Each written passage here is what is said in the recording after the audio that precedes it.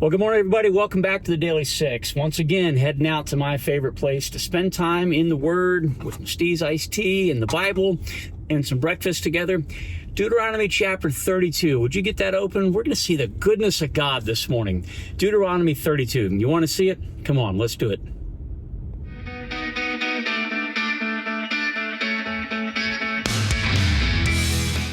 You know, if you're like me, part of what makes reading the Old Testament a bit challenging is how much negativity is in it. There's a lot of struggle between God and man. In fact, God even named the people of Israel, which is what the Old Testament's all about. He named them struggles with God. That's what Israel means. We read yesterday, as the transition is happening from Moses to Joshua, from the old generation that was too fearful to take the promised land, to those that would in fact have the courage to go in and possess what God had given to them. God said, I know how stiff-necked these people are. I know how they're going to act. As soon as they become comfortable, do you remember reading it? Deuteronomy 31, verse 20? That when they eat their fill and thrive in this land that flows the milk and honey, when they eat their fill and thrive, then they will turn to other gods and worship them, rejecting me. That's a risk you and I have in this North American suburban life, all this prosperity you and I know in Northern Virginia, that we can get too comfortable with a good life and forsake the Lord. So God told Moses to write a song, to sing it with the people of Israel, to teach them that song.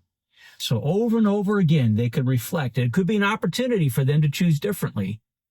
And when they didn't choose differently, when they do pursue the things of the world, well, then that song is going to be a reminder of what God told them. You want to read the song? It's a promise. It's goodness. It's what you and I can buy into. Things that accompany our salvation and our trust in who our good God is. Latter part of verse 30 of Deuteronomy 31, Moses recited the words of this song from beginning to end. And here it is, chapter 32, verse 1. Listen, O heavens, and I'll speak. Hear, O earth, the words of my mouth. Let my teaching fall like rain, my words descend like dew, like showers on the new grass, like abundant rain on tender plants. In other words, you got to listen to this song. It's going to be so good. You're going to be so refreshed in it. And then the song begins to tell the story. Verse 3, I will proclaim the name of the Lord. Oh, praise the greatness of our God. For he is the rock. His works are perfect. All his ways are just. He's a faithful God who does no wrong. Upright and just is he. But they, that's you and me, friends, when we forsake the Lord, they have acted corruptly towards him. To their shame, they're no longer his children. They're not acting like his kids. They're a warped and crooked generation. Is this the way you repay the Lord? Foolish and unwise people? Is not he your Father, your Creator, who made you and formed you? Remember the days of old. Consider the generations long past. Ask about it from your father. Tell you. Ask your elders. They'll explain it to you. Skip down to verse 10. In a desert land, he found him.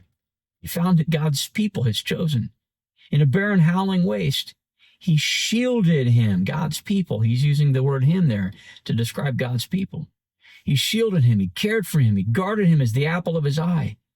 Like an eagle that stirs up its nest and hovers over its young, it spreads its wings to catch them, carries them on its pinions. The Lord alone led him. No foreign god was with him. He made him ride on the heights of the land. He fed him with the fruit of the fields. He nourished him with honey from the rock. Oh, friends, do you see this? And do you see in my Bible how I've circled all these words?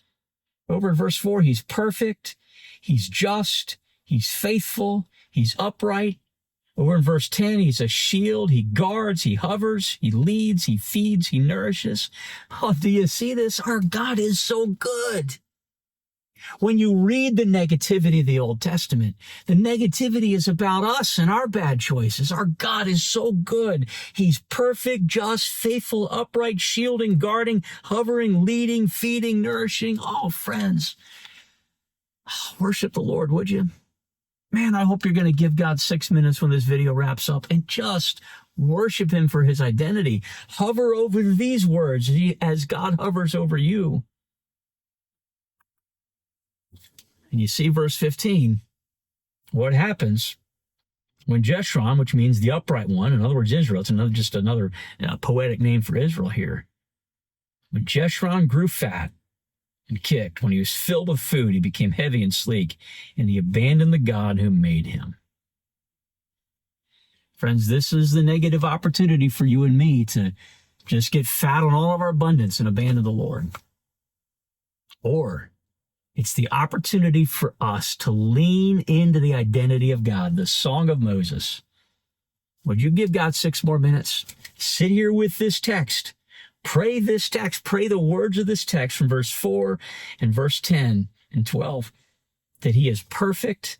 He's just. Oh God, you're faithful. God, you're upright. Oh God, you shield me. You guard me. You hover over me. You lead me. You feed me. You nourish me. Oh God, be these things. I trust you. And I'll give you my whole heart.